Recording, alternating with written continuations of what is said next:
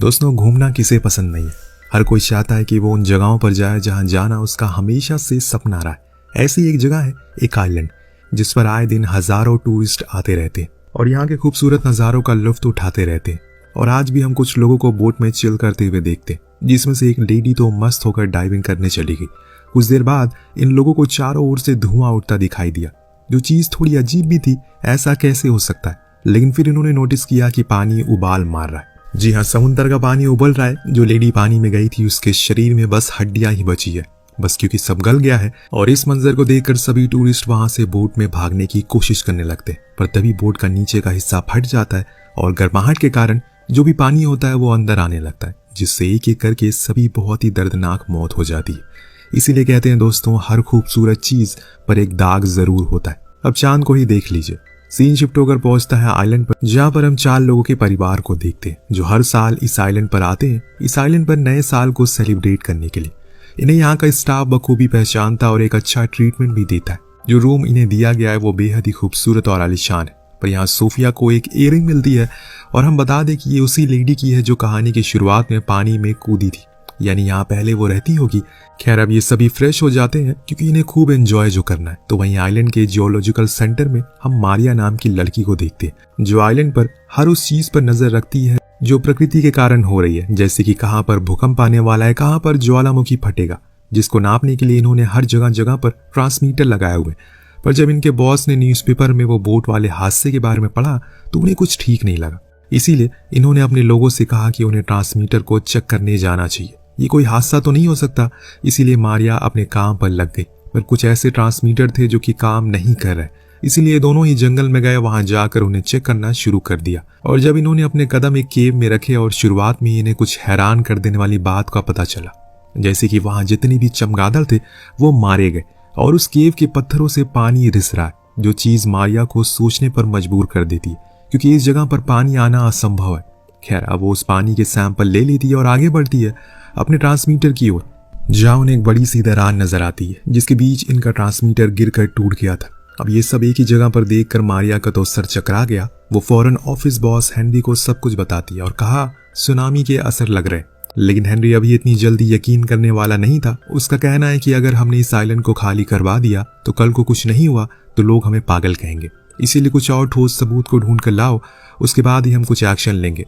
तो सेंट्रिक, जो कि मारिया के साथ ही काम करता है पर थोड़ा पुराना है, यहाँ पर वो उसे बताता है कि आज से 5 साल पहले एक बारी हमें ऐसे ही कुछ संकेत मिले थे, तो हमने उसी दिन पूरा आइलैंड खाली करवा दिया, पर उसके बाद कुछ भी नहीं हुआ, जिससे कि हेनरी को बहुत कुछ सुनना पड़ा। यही वजह है कि इस बारी वो कोई जल्दबाजी नहीं करना चाहता।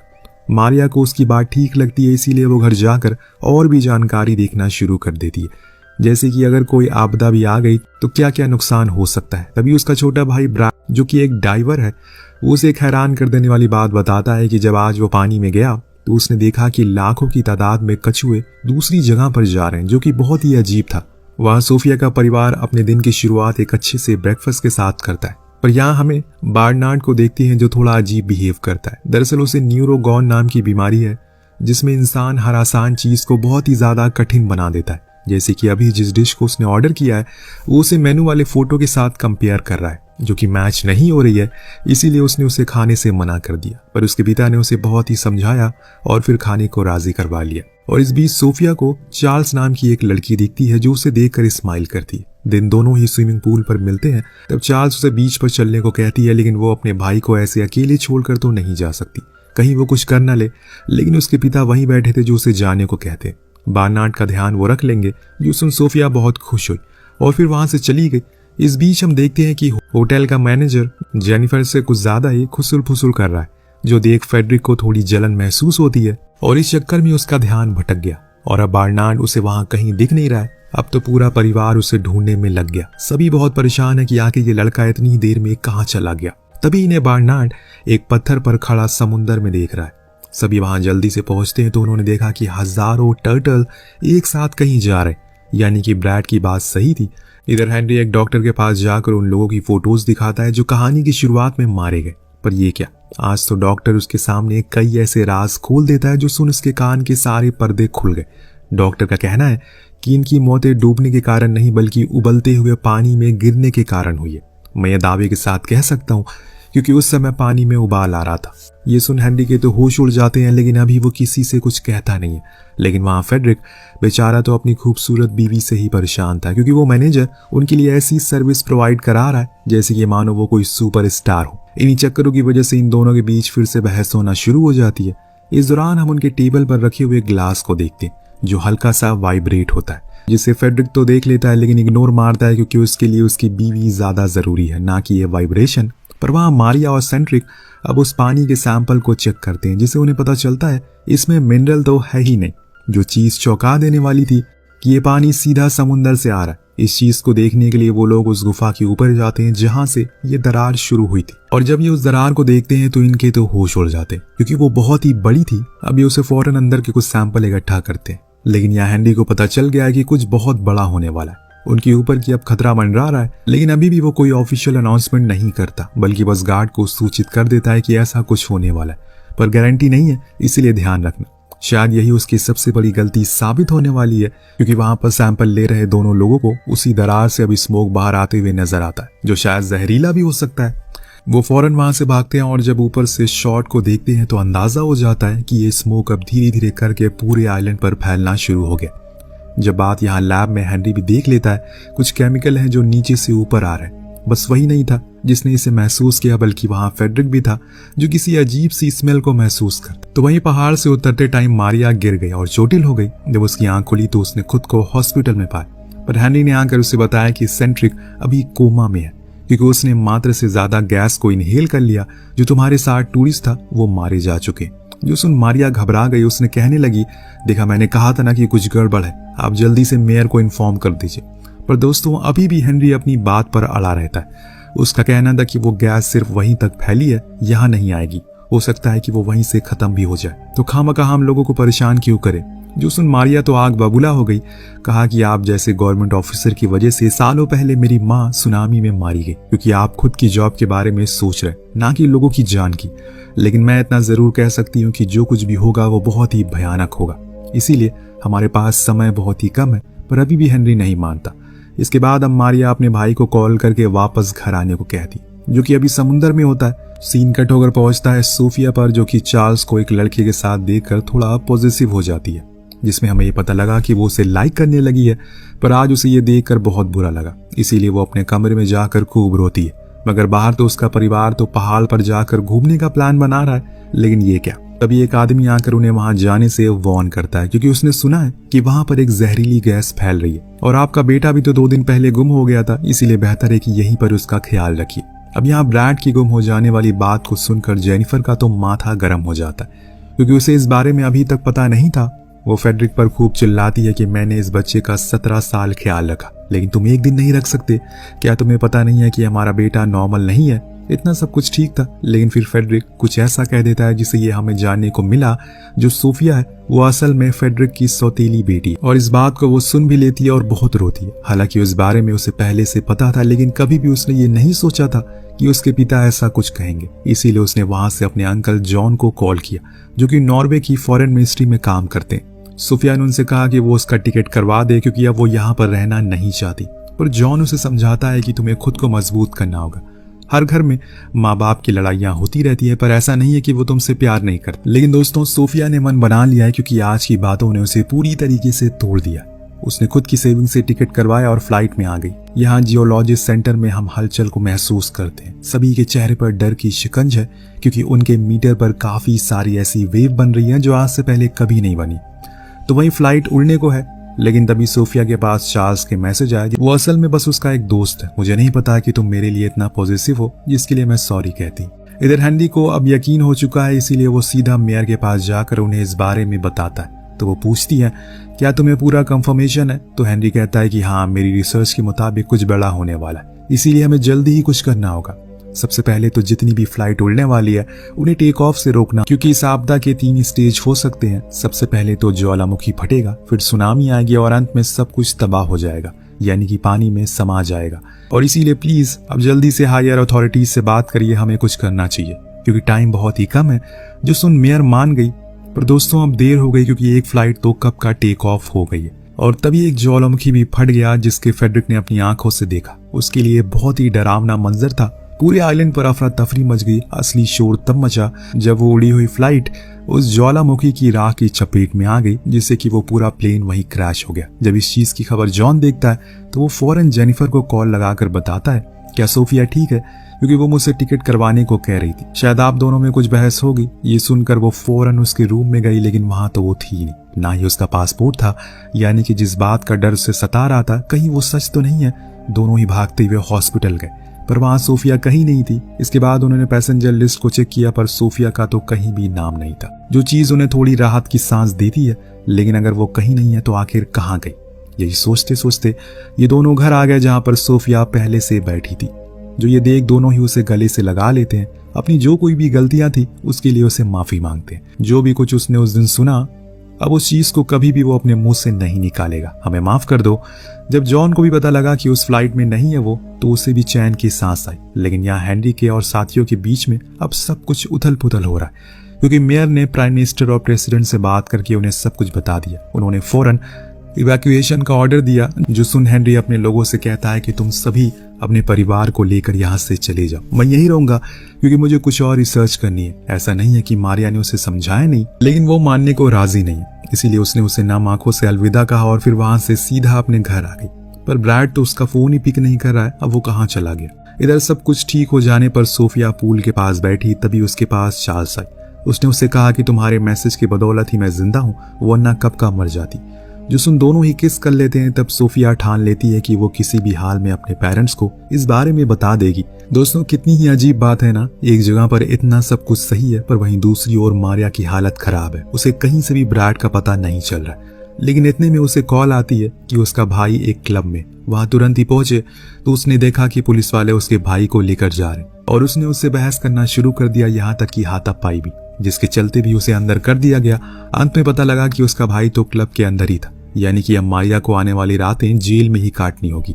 लेकिन दोस्तों, मामला अब गरमाने वाला है, क्योंकि तबाही करीब है। जो बात अब नॉर्वे की फॉरेन मिनिस्ट्री तक पहुंच गई है। वो कहते हैं कि उन्हें तुरंत ही इवैक्यूएट करना होगा, सभी को सेफली वापस लाना होगा। अब ये बात जॉन ने सुनी तो उसके होश उड़ गए। वहां होटल में तो सोफिया ने आज पूरा मन बना लिया है कि किसी भी हाल में वो अपनी माँ को इस बारे में बता देगी कि वो एक लेस्बियन है, जो कि वो बता भी देती है। लेकिन जेनिफर उसे कुछ कहती नहीं, बल्कि उसे सपोर्ट करती है, जो जानकर वो बहुत खुश हो। तब पूरा परिवार बाहर एंजॉय करने गया।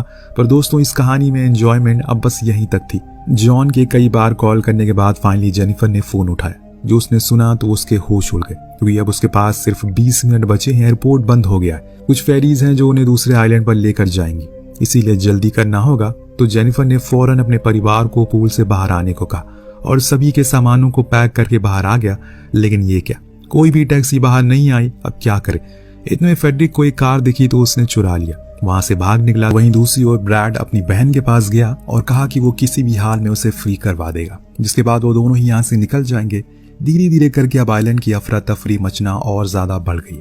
इधर ये लोग बोट तक पहुंच गए। फेडरिक ने अपने परिवार को पहले बिठाया, पर जब उसके बैठने की बारी आई तो वहां उस कार का मालिक आ गया, जिसने उसे बहुत मारा, जब तक वो उसे कुछ पैसे देकर मामले को सुलटा देता। अब बोट निकल गई जिसमें उसका परिवार था, लेकिन उसने उसे आराम से जाने को कहा और खुद दूसरी बोट ढूंढने के लिए निकल गया। सारे टूरिस्ट को इन्फॉर्म कर दिया गया कि अब उन्हें इस आइलैंड को छोड़ना होगा। इसी में जब सेंट्रिक को, जो कोमा में था, वो अचानक से बाहर आ गया तो उसने देखा कि वहां पर हल्ला गुल्ला हो रहा है। वो फौरन ही अपने ऑफिस पहुंचा, जहां पर सिर्फ अकेले हेनरी बैठा हुआ था, जो उसे सब कुछ बताता और कहता है कि वो 60 बरस का हो गया। पर ऐसा कुछ वो पहली बार देख रहा है और इसीलिए वो इस चीज को खुद की आंखों से देखना चाहता है। वैसे भी वो अकेले ही है संसार में। कुछ इस तरह की सोच सेंट्रिक भी रखता है।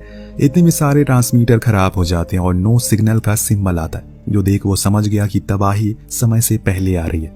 उसने फौरन ही हायर अथॉरिटीज को कॉल की। उधर फेडरिक को एक बोट मिल गई जिसमें वो बैठ भी गया, पर एक लेडी जिसके हाथ में एक बच्चा था, बेचारी, उसके लिए किसी ने भी जगह नहीं छोड़ी। जो चीज फेडरिक से देखी नहीं गई उसने खुद की जगह उसे दे दी। इतने में वहां पर एक ज्वालामुखी फटा, जिसमें से हम उस खोलते हुए लावा को भी देखते हैं। इस चीज को ब्रैड भी देख लेता और फिर से स्टेशन जाकर लेडी ऑफिसर से कहता है कि मेरी बहन को रिलीज कर दो। सभी लोग यहाँ से जा चुके हैं, लेकिन वो पागल औरत उसे ये कहती है कि ये रूल्स के खिलाफ है, उसे पहले कोर्ट में केस लड़ना होगा। जो सुन वो उसे भर भर के गालियां सुनाता है। लेकिन दोस्तों, अब हालत खराब होने लगी है, क्योंकि हर तरफ ये न्यूज फैल गई है कि किसी भी समय पाल्मा आइलैंड पूरी तरह से नक्शे से खत्म हो जाएगा। आने वाले कुछ समय में दो और बड़ी आपदा आने वाली है, जो सुन जॉन अपने सीनियर से बात करता है, लेकिन वो तो उससे साफ इनकार कर देती है और इसीलिए अब खुद उसे जेनिफर के परिवार की मदद करनी होगी, क्योंकि अगर सुनामी से पहले वो सेफ जगह पर नहीं पहुंचे तो सब तबाह हो जाएगा।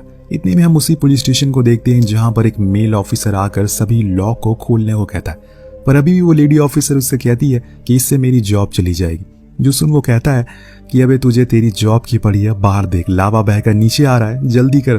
पर दोस्तों वहां शायद फ्रेडरिक को पता चल चुका है कि अब वो नहीं बचेगा, क्योंकि नॉर्वे जाने वाली सभी बोट खत्म हो गई है। वो अपने परिवार से कॉल पर एक आखिरी अलविदा लेता है। जो सुन जेनिफर पूरी तरह से टूट जाती है, लेकिन वो उसे कोशिश करते रहने को कहती है। इस बीच फ्रेडरिक के सामने ये भाई बहन गुजरते हैं, जिन्हें देख वो कहता है कि अब कोई बोट नहीं बची जो नॉर्वे जाएगी। ये बात तो मारिया को हिला कर रख देती है, लेकिन तभी ब्रैड को याद आता है कि वो जिस बोट से डाइव करने जाता है वो शायद उन्हें मिल जाए, और इसीलिए तीनों ही अब इसकी ओर बढ़ते हैं। इस बीच नॉर्वे में जॉन अपने एक दोस्त से मदद लेता है, जो कि रिसर्चर था। वो उससे बताता है कि वो उस आइलैंड पर एक ऐसी जगह है जहां पर सुनामी का कोई भी प्रकोप नहीं होगा, लेकिन हाँ इसके सिर्फ 50% चांस ही है। ये बात तो काफी काम की है, यही सोचकर वो अपने बॉस को बताता है, लेकिन वो तो इससे कहती है सिर्फ 50%? तुम क्या चाहते हो मैं उन लोगों को सिर्फ 50% के भरोसे गलत इंफॉर्मेशन दे दूं? खैर वहां ये तीनों बोट तक पहुंच गए, पर ये क्या, वहां तो एक बंदा पहले से है जिसके हाथ में बंदूक है, जो इनसे कह रहा है कि इस बोट को छोड़ दो क्योंकि उसके साथ ही आ रहे हैं। पर ब्रैड उसे समझाता है, दोस्त ज्वालामुखी कभी भी फट सकता है, इसीलिए हमारे साथ चलो, निकलो यहाँ से। पर वो नहीं मानता, जिस चक्कर में इन दोनों के बीच में हाथापाई होती है। इस गहमा गहमी में एक गोली चल गई, पर किसको लगी वो आप देख ही सकते हैं। पर इसी का फायदा उठाकर फ्रेडरिक ने उस आदमी पर वार किया और उस पर पत्थर से मारकर बेहोश कर दिया। लेकिन मारिया अपने भाई की मौत को बर्दाश्त नहीं कर पा रही है, क्योंकि वही तो उसके लिए सहारा था। अब वो किसके सहारे ऐसी जिंदगी को जिएगी? अगर वो नहीं होता तो शायद इन्हें ये बोट तक नसीब नहीं होती। लेकिन फ्रेडरिक उसे समझाता है कि अगर हम नहीं गए तो ये चीज तुम्हारे भाई की जान की कीमत को घटा देगी, और इसीलिए हमें चलना चाहिए। ये कहकर उसने उसे बोट पर घसीट लिया। तभी वहां पर उस बंदे के और भी साथी आ गए, लेकिन फ्रेडरिक के हाथों में बंदूक थी, जिसके कारण उसने उन्हें बोट पर आने नहीं दिया और वहां से निकल गया। लेकिन वो अभी बस उस जगह से निकले, ना कि फ्लाई किए, इसीलिए अभी तो देखते रहिए। फिलहाल हमें ये दिखाया जाता है ये परिवार एयरपोर्ट पहुंच गया, जहां पर हजारों लोगों को रिस्ट बैंड दिए जा रहे हैं, यानी कि एक प्रकार का टिकट जिससे कि ट्रैवल वो कर सके। जेनिफर 4 पासपोर्ट दिखाती है, जिसमें उसके हस्बैंड का भी था, इसीलिए उन्हें 4 रिस्ट बैंड दिए जाते हैं। लेकिन तभी सोफिया को चांस मिल गई, वो वहां तक पहुंच गई, जो देख सोफिया बहुत खुश हुई। पर इस चक्कर में वो अपनी माँ और बहन से दूर हो गई। वो दोनों प्लेन में पहले चढ़ गए। यहाँ जब सोफिया को पता लगा कि चार्ल्स के पास रिस्ट बैंड नहीं है, तो उसने अपने पिता का उसे दे दिया, क्योंकि उसे पता था कि अब वो नहीं आने वाले। पर जब प्लेन टेक ऑफ होने वाला था, तब जेनिफर को एहसास हुआ कि शायद उसकी बेटी पीछे रह गई। वो अब एक और शख्स को खोना नहीं चाहती, इसलिए उसने प्लेन से उतरकर उसे ढूंढने का फैसला किया। पर जैसे ही वो उतरी, उसके बाद ही सोफिया और चार्ल्स ने बोर्ड कर लिया, यानी कि यहाँ एक गलतफहमी ने सब कुछ बर्बाद कर दिया। वहां समुद्र पार नॉर्वे में एक प्रेस कॉन्फ्रेंस होने वाली है, लेकिन उसे किसी कारणों से डिले कर दिया गया, क्योंकि सरकार ये नहीं चाहती कि किसी को सच पता लगे कि आखिर कितने लोग मारे गए, वरना उनकी सरकार जा सकती है। पर जॉन को अपनी जॉब की कोई परवाह नहीं है, इसीलिए वो मीडिया के सामने उस जगह के बारे में बता देता है जो कि सेफ स्पॉट था, जहां जाकर लोगों की जान बच सकती है। इतने में गार्ड आकर उसे ले जाने लगे, लेकिन उसने जाते जाते सभी को वो लोकेशन बता दिया और कहा कि आज आप लोगों के पास मौका है सोशल मीडिया यूज करने का, जितना हो सके इसे फैला दो और उन लोगों की जान की मदद करो। लेकिन दोस्तों, पर अब क्या देर हो गई है। जेनिफर को उसकी बेटी की कॉल आती है, जो उसे बताती है कि मैं तो फ्लाइट में हूँ। जो सुन वो रोने लगी, क्योंकि हो सकता है कि ये उनकी आखिरी कॉल हो। लेकिन जेनिफर ने अपनी बेटी को आखिरी समय में भी ये सलाह दी कि जो तुम हो वही रहना, कभी किसी से डरना नहीं। इतने में दोस्तों कॉल कट गई। तभी उसके पास एक मैसेज आया जिस पर कोई कोऑर्डिनेट्स थे। दरअसल दोस्तों, लोगों ने अपना काम करना शुरू कर दिया। उन्होंने जितना हो सके सेफ स्पॉट को वायरल कर दिया, पर जेनिफर को कोई आइडिया नहीं कि ये जगह कहाँ है, क्योंकि उसे ऐसे कोऑर्डिनेट देखने आते ही नहीं। पर यहाँ जिस बच्चे को अब बीमार समझ रहे थे, वो अपनी माँ से कहता है कि लाइए मैं बताता हूँ। दरअसल उसे जियोग्राफिक चीजों में काफी इंटरेस्ट था। इतने में कुछ स्टाफ वाले भी वहां आ जाते हैं, जिन्होंने सभी को बोर्ड करवा दिया, लेकिन खुद बेचारे अकेले रह गए। जब उस बच्चे ने वो कोऑर्डिनेट बताए तो वो सभी उसकी ओर बढ़ने लगे। दोस्तों, कहीं आप हेनरी और सेंट्रिक को भूल तो नहीं गए? जी हाँ, वो अभी भी पाल्मा पर हैं और उस फटे हुए ज्वालामुखी के सामने वाइन को एंजॉय कर रहे हैं। तभी पूरा आइलैंड फटने लगा, धीरे धीरे करके समुद्र में समाना शुरू हो गया, जिसकी गूंज कई मील दूर तक सुनाई दे रही है, जिसे मारिया और फ्रेडरिक भी सुन लेते हैं। पर अभी वो बीच समुद्र में है। अब उनके पीछे है ऊंची ऊंची लहरें जो सभी को अपनी आगोश में ले लेती है, जिसमें वो एयरपोर्ट भी था जहां वो फ्लाइट टेक ऑफ करते रह गई, जिसमें सोफिया और चार्ल्स थे। पर यहाँ मारिया और जेनिफर ने हिम्मत दिखाई और तब उसे उस सेफ स्पॉट के बारे में पता लगा। पर मारिया का कहना था कि हमें एयरपोर्ट जाना चाहिए, लेकिन फ्रेडरिक को वो मैसेज आ चुका है जिसमें वो लोकेशन थी, जिसमें यह भी लिखा है कि अब एयरपोर्ट जाने का कोई फायदा नहीं है। इसीलिए दोनों फौरन ही बोट लेकर उसी की ओर निकल पड़ते हैं। लेकिन इनके पीछे अब वो बड़ी लहर आ रही है। इनकी बोट कोई शिप नहीं है जो हवा से बातें करेगी, इसीलिए इन्होंने तो उम्मीद ही छोड़ दी। पर ये क्या, लहर तो धीमी पड़ गई। दरअसल दोस्तों ये उस सेफ स्पॉट पर पहुंच गए हैं जहां पर दो बड़ी बड़ी चट्टानी थी, जहां दोनों ओर से आ रही लहरें आपस में टकरा जाती है, जिससे इनकी स्पीड में गिरावट आ गई। अब ये दोनों बच गए, लेकिन वहां पहुंचकर इन्हें पता लगा कि ये अकेले नहीं बल्कि वहां तो और भी लोग हैं जिन्हें उस कोऑर्डिनेट ने बचा लिया। दूसरे सीन में जेनिफर और वो सभी लोग वहां पर पहुंच जाते हैं। तभी उन्हें फेडरिक भी दिख गया, जिसको देखकर वो बहुत खुश हुए। फेडरिक तो खुशी से पागल ही हो गया क्योंकि वो मौत के मुंह से बाहर आया। लेकिन यहाँ जब उसे पता लगा कि उसकी बेटी अब उनके साथ नहीं है तो उसकी खुशी पानी की तरह बह गई। पर दोस्तों चमत्कार कभी कभी होते हैं। पानी के घट जाने के बाद हमने उस फ्लाइट को देखा जिसमें अभी भी कुछ लोग जिंदा थे, जिसमें चार्ल्स और सोफिया थी। लेकिन जब वो बाहर निकले तो अपनी आंखों पर उन्हें यकीन नहीं हुआ। वो जगह किसी जहन्नुम जैसी थी, लेकिन अब उन्हें उनके परिवार के पास लेकर जाया जाता है, जो जब इन्हें देखते हैं तो खुशी के मारे झूम उठते हैं, क्योंकि सभी ने मौत के मुंह से खुद की जान को बाहर निकाला है। लेकिन अगर जॉन ने उस दिन खुद की जॉब की सोची होती तो शायद कोई नहीं बच पाता। उसने इंसानियत दिखाई और कोई भी आज यहाँ पर लोग जो जिंदा हैं सब उसी की वजह से। जब यह चीज उसे पता लगी तो उसे बहुत खुशी हुई। भले ही उसने अपनी जॉब खो दी, पर उन लोगों की जान तो बच गई, जिसके साथ ही इस कहानी का यही पर अंत हो जाता है। तो आपको कहानी कैसी लगी हमें कमेंट करके जरूर बताइएगा। मिलते हैं अगली वीडियो में। Thank you so much watching.